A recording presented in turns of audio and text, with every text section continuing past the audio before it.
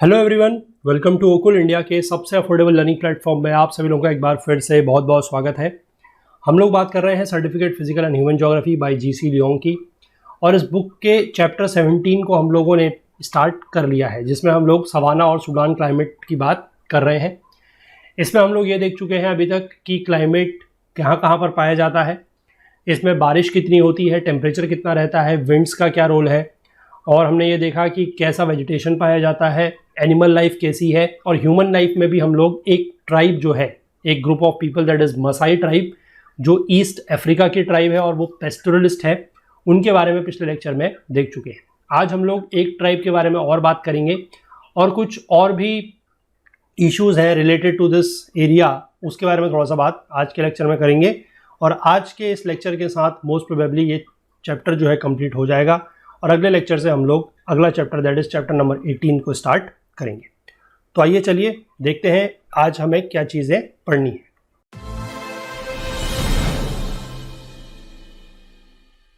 देखिए, आज हम बात करेंगे about the second tribe that is the Hausa tribe. ठीक है, ये सेटल्ड कल्टिवेटर्स हैं। The Hausa are a tribe of settled cultivators who inhibit the savanna lands of the Bauchi plateau of northern Nigeria. ये कहाँ पर रहते हैं? Nigeria के उत्तरी हिस्से में, नॉर्दर्न हिस्से में जो बाउची प्लेट्यू है वहाँ पर ये लोग रहते हैं। They number almost 6 million and have been organised in settled agricultural communities for hundreds of years.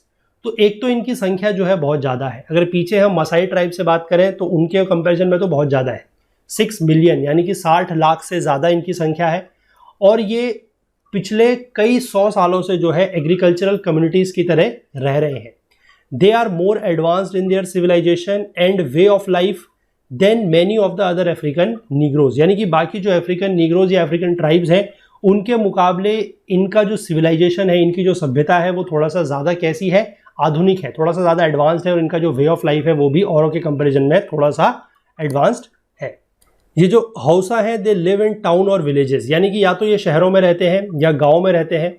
The ancient Hausa city of Kano with a population of 1,35,000 या आप कह सकते हैं 135,000 has long been a focus of routes and trade. यानी कि ये कहाँ पर रहते थे? कानो शहर, जो इसके बारे में हमने शुरुआत में बात करी थी इसी चैप्टर के, वहाँ पर ये लोग रहते थे। They do not practise shifting cultivation as many tribes do. ये तो ऑब्वियस ही बात है, सेटल्ड कल्टिवेटर्स हैं, एक ही जगह पर रह के ये खेती वगैरह करते हैं, एग्रीकल्चर करते हैं, तो ये शिफ्टिंग कल्टिवेशन नहीं करेंगे। Instead they clear a piece of land and use it for several years, growing a wide range of crops like maize, millet, guinea corn, groundnut, banana and beans. ये क्या करेंगे? ये शिफ्टिंग कल्टिवेशन नहीं कर रहे हैं, मतलब एक जगह पर इन्होंने कोई जगह का इस्तेमाल करा, जमीन का इस्तेमाल करा, उसके बाद उस जमीन को छोड़कर ये कहीं दूसरी जगह चले गए, है ना, फिर इन्होंने वहां पर कुछ करा। तो शिफ्टिंग कल्टिवेशन ये लोग नहीं करते, बल्कि ये क्या करते हैं? एक पीस ऑफ लैंड को, यानी कि एक छोटा सा एरिया जो होगा जमीन का, उसको साफ करेंगे और उसको बहुत सालों तक यूज करेंगे, और वहां पर अलग अलग वैरायटी की जो क्रॉप्स है, वाइड रेंज ऑफ क्रॉप्स, जैसे कि मेज, मिलेट, गिनी कॉर्न, ग्राउंडनट, बनाना, बीन्स, इन सब का यूज करते हैं। और साथ ही साथ ये तो सारी की सारी फूड क्रॉप्स हैं, कुछ नॉन फूड क्रॉप्स को भी ये लोग उगाते हैं, जैसे कॉटन है, टोबैको है, इनका भी यूज करते हैं। अब ये किसी भी लैंड को अगर बहुत सालों तक यूज किया जाएगा तो होगा क्या? उसकी जो फर्टिलिटी है वो धीमे धीमे कम हो जाएगी। तो जब उस लैंड की फर्टिलिटी कम हो जाती है तो ये क्या करेंगे? They plant a new field and allow the old one to lie fallow. यानी कि अब इसको आप शिफ्टिंग कल्टिवेशन नहीं कह सकते, क्योंकि ये तो एक तरीके से एक कॉमन प्रैक्टिस है ना। हर एग्रीकल्चर में ऐसा ही होगा कि अगर मान लीजिए जमीन में आपकी फर्टिलिटी कम हो गई है तो कुछ सालों के बाद आपको उसको थोड़े समय के लिए तो खाली छोड़ना पड़ेगा, ताकि वो अपने फर्टिलिटी को, अपने न्यूट्रिएंट को क्या कर सके? रीगेन कर सके। तो वही चीज़ ये लोग भी करते हैं कि जब उसकी फर्टिलिटी कम हो जाती है तो फिर ये किसी नए फील्ड पर चले जाएंगे, मतलब रहेगा अपनी ही जगह पर, लेकिन कोई दूसरा फील्ड होगा, जो पहले वाला था उसको छोड़ देंगे और दूसरे वाले पे अब काम करेंगे। और this enables the natural forces to act on it until the fertility is restored. और फिर ये जो पुराना वाला था उसको छोड़ देंगे और वहां पर कुछ नेचुरल फोर्सेस जो है वो काम करेंगे, और कुछ सालों के बाद उसकी जो फर्टिलिटी है वो वापस से आ जाएगी। New crops are then sown in the old plot again and the harvest are good. अब नई क्रॉप्स जो है वो फिर से पुराने प्लॉट में लगाई जा सकती है, और उसमें अब क्या होगा कि हार्वेस्ट जो है वो, यानी कि जो पैदावार है वो अच्छी हो जाएगी, क्योंकि अब वापस से उसकी जो फर्टिलिटी है वो रिस्टोर हो गई है। इस तरीके से जो हौसा है ये अपनी क्रॉप्स को रोटेट करते रहते हैं between different fields at different parts of the year, which is a technique employed in advanced agricultural societies. तो ये क्या कर रहे हैं, अपनी क्रॉप को रोटेट कर रहे हैं, है ना। एक फील्ड में इन्होंने लगाया कुछ सालों तक, फिर वहां पर अब क्या हो गया कि उसकी फर्टिलिटी खत्म हो गई, तो उसको छोड़कर इन्होंने दूसरा लैंड लिया, उस पर लगाया, फिर वापस से ये कुछ सालों के बाद पहले वाली लैंड पर आ गए। तो ये डिफरेंट फील्ड्स को different parts of the year में यूज कर रहे हैं और इस तरीके से ये क्रॉप को अपनी रोटेट कर रहे हैं। और यही एक ऐसी टेक्निक है, और मैं कहूंगा कि ये एक ऐसी टेक्निक है जो एडवांस्ड एग्रीकल्चरल सोसाइटीज में यूज की जाती है। तो इनका जो वे ऑफ लिविंग है या जो इनका वे ऑफ कल्टीवेशन है वो कैसा है, काफी एडवांस्ड है, ऐसा देखने में लग रहा है। अब इसके बाद कल्टीवेशन के साथ साथ, कल्टीवेशन तो मतलब ये खेती वगैरह तो कर ही रहे हैं, ये डोमेस्टिकेटेड एनिमल्स का भी यूज करते हैं, मतलब ये पशुओं को पालते भी हैं और उनका इस्तेमाल भी करते हैं। इनके पास हर्ड्स ऑफ कैटल होंगे, है ना, गोट्स इनके पास है, और इनको ये रखते हैं किस लिए, हर्ड्स ऑफ कैटल और गोट्स को ये रखते हैं किस लिए, मिल्क के लिए भी और मीट के लिए भी। मिल्क एंड मीट के लिए रख लें, लेकिन they are only subsidiary to crop cultivation, यानी कि इनका जो मेन ऑक्यूपेशन है वो क्या है, कल्टीवेशन है, ठीक है। उसके बाद कैटल भी है इनके पास, गोट भी है मिल्क और मीट के लिए, लेकिन वो एक सब्सिडरी है, यानी कि सेकेंडरी में उसका ये गिनती करते हैं। Though they do not contribute much to the income of the Hausa because of their small numbers, their manure is use to fertilize the fields. यानी कि अब ये सब्सिडरी क्यों माने जाते हैं, क्योंकि इनका जो है हौसा की इनकम में या उनकी जो इकोनॉमिक है उसमें बहुत ज़्यादा योगदान या कंट्रीब्यूशन नहीं है, क्योंकि इनकी संख्या कम है। लेकिन फिर भी ये क्या करते हैं कि इनका जो मैन्योर वगैरह है उसको ये फील्ड में अपने फर्टिलाइजर की तरह यूज कर सकते हैं। और पोल्ट्री को जो है they are raised by the villagers and both eggs and chicken are consumed. तो पोल्ट्री को ये लोग जो है विलेजर्स इसको रेस करते हैं और उसको, उसका जो अंडे हैं उसके लिए भी उसको यूज कर सकते हैं, चिकन के लिए भी उसका इस्तेमाल किया जा सकता है। The farming year is very closely related to the season of rainfall. जो फार्मिंग का एयर है, यानी कि जिस समय ये लोग फार्मिंग करते हैं वो बारिश के ऊपर बहुत ज़्यादा निर्भर है, closely related to the season of rainfall. Nigeria में हमने देखा था, जो नॉर्दर्न हेमिस्फीयर का रीजन है, वहाँ पर रेनी सीजन कब शुरू हो रहा था, मई में, और बारिश चल रही थी कब तक, सितंबर तक। एनुअल प्रेसिपिटेशन यानी कि जो साल भर की बारिश है वो लगभग 40 इंच की है, और जिसमें से सारी की सारी बारिश लगभग कब हो रही है, समर सीजन में, गर्मियों के दिनों में ही हो रही है। The Hausa sow the seeds in late April when sufficient rain has fallen. अब ये लोग क्या करेंगे, क्योंकि मई से सितंबर के आसपास यहाँ पर ज़्यादा बारिश होती है, तो थोड़ा बहुत बारिश तो उससे पहले भी होगी। तो जब बारिश का मौसम शुरू होने वाला है, यानी कि मई के आसपास, तो उसमें ये लेट अप्रैल में, यानी कि अप्रैल के लास्ट के आसपास, जब थोड़ा बहुत इनको लगे कि सफिशिएंट बारिश हो चुकी है, तब ये क्या करेंगे, उसमें बीज डाल देंगे, है ना। और वो बीज क्या होंगे, the seedlings will sprout with a heavy rain and grow rapidly through out the rainy season. तो जो सीडलिंग्स है वो हैवी रेन जब होगी, क्योंकि जब मई से हैवी रेन स्टार्ट होगी, तो वो सीडलिंग्स क्या करेंगे, स्प्राउट होना शुरू हो जाएंगे, ठीक है, और रैपिडली ग्रो करेंगे throughout the rainy season. A weeding with traditional hoes is done at regular intervals till the crops are ripened and harvested in September, the beginning of the cool and dry season. तो weeding मतलब जो उसमें खरपतवार वगैरह हो जाएगी, उसको ये कुछ, मतलब बहुत ज़्यादा इनके पास कोई एडवांस्ड मशीनरी वगैरह तो नहीं है, ट्रेडिशनल होज वगैरह से ये उसको रेगुलरली हटाते रहेंगे।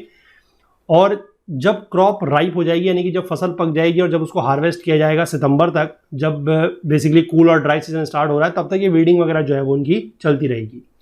The tall brown bushes are burn down by the farmers in preparation for new fields for the following year. अब उसके बाद क्या होगा कि जब एक बार फसल की हार्वेस्टिंग हो गई, तो उसके बाद जो टॉल ब्राउन बुशेस वगैरह होंगी उनको जलाया जाएगा, है ना, उनको जलाया जाएगा, ताकि अगले आने वाले साल के लिए, अगले आने वाले सीजन के लिए फील्ड को फिर से तैयार किया जा सके।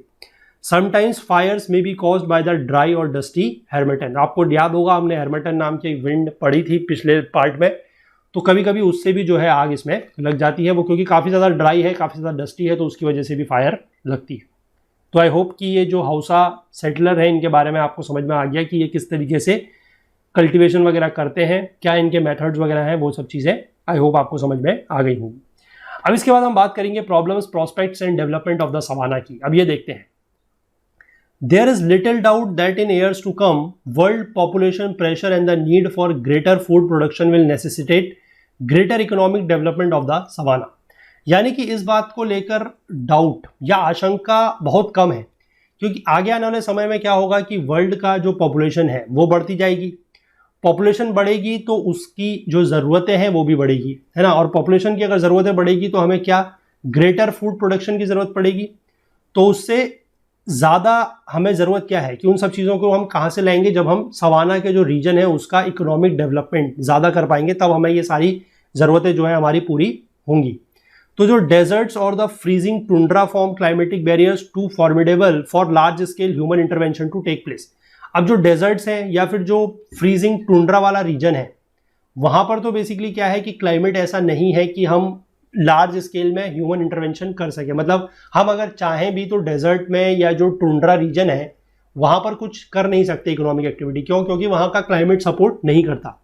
लेकिन सवाना लैंड्स जहाँ की एनुअल रेनफॉल लगभग 30 इंच से ऊपर है, जहाँ पर बहुत ज़्यादा सीवियर कोल्ड नहीं है, that should be able to support a wide range of tropical crops. ये ऐसी जगह है जहाँ पर अगर हम ध्यान दें तो वहाँ पर बहुत सारी जगहों की, मतलब बहुत वाइड रेंज की हम ट्रॉपिकल क्रॉप्स को उगा सकते हैं। Pioneer settlements in Central Africa, Northern Australia and Eastern Brazil have shown that these savannas have immense agricultural potential for plantation agriculture of cotton, cane, sugar, coffee, oil palm, groundnuts and even tropical fruits।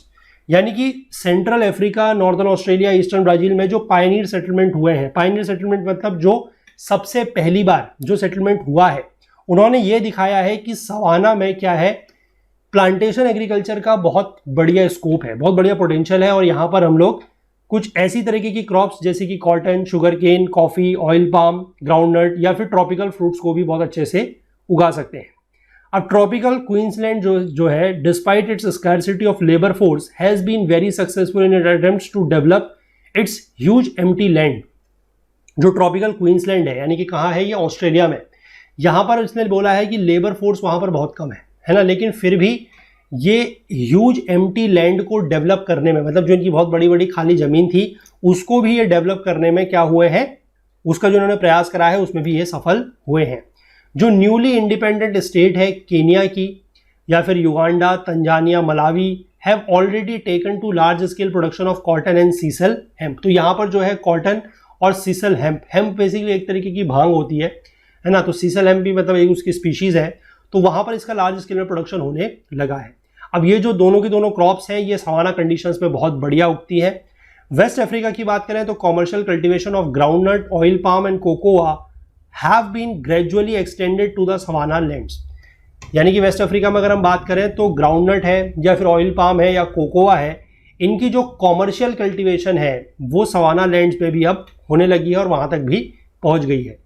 New drought resistant crop varieties will have to be introduced into these newly emergent countries to increase their foreign earnings in such tropical raw materials। तो यहाँ पर क्या है कि कुछ नई drought resistant varieties, drought resistance मतलब कुछ ऐसी वेराइटीज जो कि सूखे को झेल सके, है ना, उनको क्या करना पड़ेगा कि इन न्यूली इमर्जेंट कंट्रीज में इंट्रोड्यूस करना पड़ेगा, ताकि उससे क्या होगा कि वो उन क्रॉप्स वगैरह को उगाएंगे और फिर उनको एक्सपोर्ट करेंगे तो उनको क्या मिलेगा, काफ़ी ज़्यादा फॉरेन अर्निंग वगैरह उनको मिलेगी। तो in the cooler highlands the temperate crops have been successfully raised. और जहाँ पर जो हाईलैंड है मतलब समुद्र तल से जो ऊंचाई वाले एरिया है जहाँ पर थोड़ा सा कूल वेदर रहता है, कूल क्लाइमेट रहता है, वहाँ पर कुछ टेम्परेट क्रॉप्स को भी जो है सक्सेसफुली उगाया जा चुका है। But farming in the savanna land is not without natural hazards. अब ये भी एक प्रॉब्लम है कि अगर सवाना लैंड में या सवाना का जो भी रीजन है वहाँ पर अगर फार्मिंग करते भी हैं तो वहाँ पर नेचुरल हैजार्ड्स या प्राकृतिक आपदाएं आने की चांसेस जो है वो बहुत ज़्यादा है। Droughts may be long and trying as rainfall is often unreliable. तो वहाँ पर क्या हो सकता है कि ड्राउट आ सकता है, यानी कि सूखा पड़ सकता है काफ़ी लंबे समय तक, क्योंकि जो रेन है, जो बारिश है वो कैसी है, अनरिलायबल है, उसके ऊपर भरोसा नहीं किया जा सकता। Unless counter measures can be taken in the form of adequate provision for irrigation, improved crop varieties and scientific farming techniques suitable for the tropical grassland, crop failures can be disastrous for the people who have very little to fall back on। इसका मतलब क्या है कि हमने कहा कि drought पड़ सकती है क्योंकि बारिश जो है वो कैसी है, अनरिलायबल है। अब उसके लिए क्या करना पड़ेगा कि जब तक हमारे पास इरिगेशन के यानी कि सिंचाई के कुछ पर्याप्त प्रावधान नहीं है, एडिक्वेट प्रोविजन अगर नहीं है, और हम कुछ इंप्रूव्ड क्रॉप वेराइटीज़ यानी कि जैसे ड्राउट रेजिस्टेंट वेराइटीज़ हैं या फिर कुछ साइंटिफिक फार्मिंग टेक्निक्स का अगर हम इस्तेमाल नहीं कर रहे हैं तो क्या होगा, अगर बारिश कम हुई और क्रॉप अगर फेल हो गई तो फिर वो जो है लोगों के लिए बहुत ही ज़्यादा खतरा हो सकता है उससे, क्योंकि लोगों के पास इतनी वहाँ पर हो सकता है कि मतलब रिसोर्सेज ना हो कि अगर एक बार उनकी क्रॉप फेल हो गई तो फिर वो वापस से अपनी दोबारा क्रॉप वगैरह लगा सके, तो वो उन लोगों के लिए बहुत ज़्यादा नुकसानदायक हो सकता है। The Sudan climate with distinct wet and dry periods is also responsible for the rapid deterioration of the soil fertility. अभी सुडान क्लाइमेट में क्या है कि यहाँ पर वेट और ड्राई पीरियड जो है वो बिल्कुल अलग अलग है, डिस्टिंक्ट है। ये भी सॉइल की फर्टिलिटी को डिटोरिएट करने के लिए, मतलब उसको नुकसान पहुंचाने के लिए ये भी बहुत हद तक जिम्मेदार है।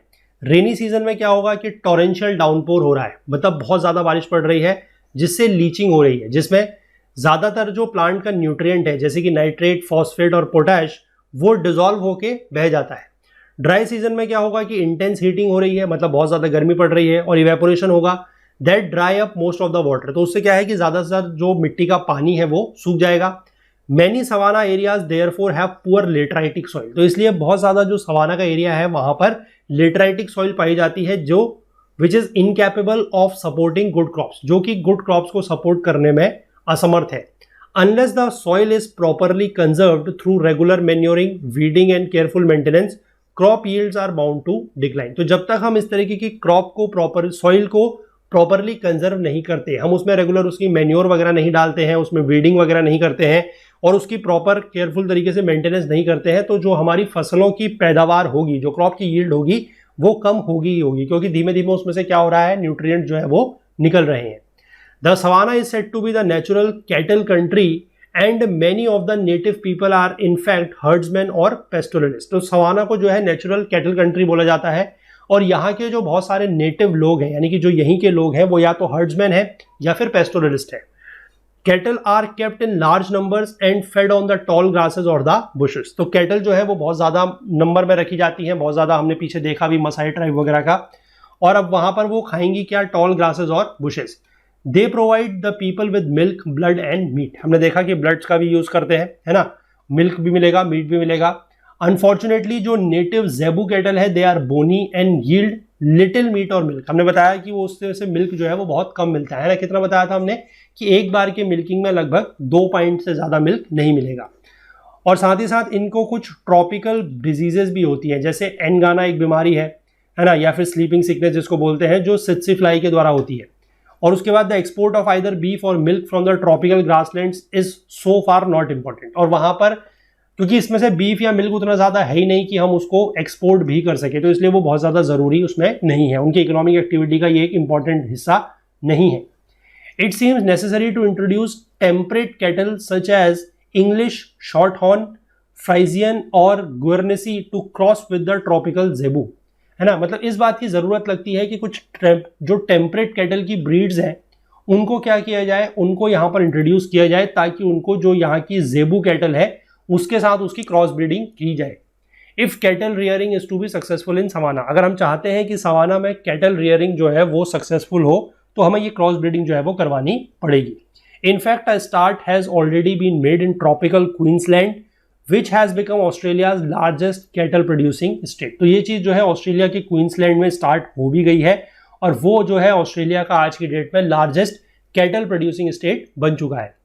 वहाँ पर अब प्रोडक्शन इतना ज़्यादा है कि मीट और मिल्क जो है उन दोनों का निर्यात या एक्सपोर्ट भी हो रहा है। बाकी रीजन में अगर हम बात करें तो साउथ अमेरिका के जो कैंपोस और लानोस वाला एरिया है वहाँ पर कैटल रेंचिंग तो हो रही है बहुत समय से। कैटल रेंचिंग मतलब वही कि बड़े बड़े फील्ड्स बना के जो कैटल्स वगैरह हैं उनको पाला जा रहा है, लेकिन बहुत ज़्यादा प्रोग्रेस उसमें देखने को नहीं मिली है। यानी कि कैटल्स तो हैं, उनके लिए बहुत बड़ा एरिया वगैरह बना है, लेकिन प्रोग्रेस ज़्यादा देखने को नहीं मिली है। The quality for the grass needs to be improved and a better network of communications is essential। तो पहली बात तो वही है कि जो घास की क्वालिटी है, जो ग्रास की क्वालिटी है, उसको थोड़ा सा इंप्रूव करने की ज़रूरत है और साथ ही साथ कम्युनिकेशन के नेटवर्क भी थोड़ा सा बेहतर होने चाहिए। कम्युनिकेशन के नेटवर्क बेहतर होने का मतलब वही है कि अगर आपको कुछ रॉ मटेरियल चाहिए या कुछ आपको उस कैटल के लिए कुछ बीमारी है तो उसके लिए कुछ दवाई वगैरह चाहिए या उसका जो प्रोडक्ट है उसको एक्सपोर्ट करना है, तो उन सबके लिए आपको कम्युनिकेशन फैसिलिटीज़ होनी ज़रूरी है। Above all, cattle breeding and disease control must be carried out on a scientific basis। तो हमें कैटल को अगर कोई डिजीज वगैरह हो रही है ना, तो उसको भी रोकना पड़ेगा। उसकी जो ब्रीडिंग वगैरह है, जो क्रॉस ब्रीडिंग वगैरह है उसके कराने की बात है तो वो भी हमें देखनी पड़ेगी। वो सब साइंटिफिक बेसिस पर होना चाहिए। In the African savanna, the attitude of such native herdsmen as the Maasai, who treat cattle as prestige animals not for slaughtering, will pose many difficulties towards the commercialization of the cattle industry. तो यानी कि ये कहा जा रहा है कि Masai tribe जो है, इस तरीके की ट्राइब्स का जो एटीट्यूड है कि वो कैटल को बहुत ज़्यादा प्रेस्टीज एनिमल मानते हैं, है ना, क्योंकि वो देखते हैं कि जितनी जिसके पास कैटल होगी वो उतनी ज़्यादा वेल्थ है, स्टेटस ऑफ वेल्थ की तरह बता रहे हैं, उसका वो स्लॉटर नहीं करते। तो इससे क्या होगा कि कैटल इंडस्ट्री का कॉमर्शलाइजेशन जो है फिर वो नहीं हो पाएगा। But as agricultural region the savanna holds great promise for the future. लेकिन अगर हम बात करें एग्रीकल्चर के क्षेत्र में, तो एग्रीकल्चर के क्षेत्र में हमने देखा कि क्या क्या चीज़ें की जा सकती हैं और उसको लेकर सवाना में एक बहुत ही बेहतर जो है भविष्य देखने को मिल रहा है। और लगता है कि अगर वहाँ पर ये सब चीज़ें की जाए तो क्या कर सकते हैं, वहाँ पर एग्रीकल्चर जो है वो बहुत बढ़िया आने वाले समय में डेवलप हो सकता है। तो इसी के साथ ये चैप्टर यहाँ पर कंप्लीट होता है। आई होप आपको चीज़ें समझ में आई होंगी। मैंने पूरी कोशिश करी है कि आपको जितना मतलब सिंपल तरीके से और सिंपल वर्ड्स में जो चीज़ें हैं और एक कहानी की तरह जो चीज़ें चल रही हैं वो आपको समझाई जा सके। आई होप आपको चीज़ें समझ में आ रही होंगी। आप अपने जो फीडबैक्स वगैरह हैं जो है वो आप हमें ज़रूर बताइए। कोई सजेशंस अगर आप देना चाहते हैं तो वो भी आप दे सकते हैं, नीचे कमेंट सेक्शन में ज़रूर बताइएगा। तो चलिए, इस चैप्टर को तो कंप्लीट हो गया, तो इस लेक्चर को यहीं पर रखेंगे और अगले लेक्चर से अब हम लोग जो है अपना चैप्टर नंबर 18 उसको स्टार्ट करेंगे। तो कंटेंट रिलेटेड अगर आपको कोई भी डाउट होता है तो आप हमारा टेलीग्राम का ग्रुप ज्वाइन कर सकते हैं, उकुल जीएस यूपीएससी डिस्कशन फोरम, और इसमें जो भी डाउट्स है वो आप यहाँ पर हमसे पूछ सकते हैं। फुल कोर्स में एनरोल करने के लिए लिंक नीचे डिस्क्रिप्शन में है, उसके थ्रू जाके आप फुल कोर्स में एनरोल कर सकते हैं। कोर्स को एक्सेस करने में या कोर्स को परचेस करने में अगर आपको कोई भी टेक्निकल क्वेरी आती है तो आप हमसे support@okul.co पर कॉन्टैक्ट कर सकते हैं, या फिर आप हमसे social media Facebook, Instagram, LinkedIn या ट्विटर के थ्रू भी जुड़ सकते हैं और अपने सजेशंस या फीडबैक आप हमें इन प्लेटफॉर्म्स के थ्रू भी हम तक पहुंचा सकते हैं। तो चलिए, मिलेंगे अगले लेक्चर में, नए चैप्टर को स्टार्ट करेंगे। तब तक के लिए अपना बहुत बहुत ध्यान रखिएगा। Please do take care of yourself. Thank you, have a nice day, bye bye.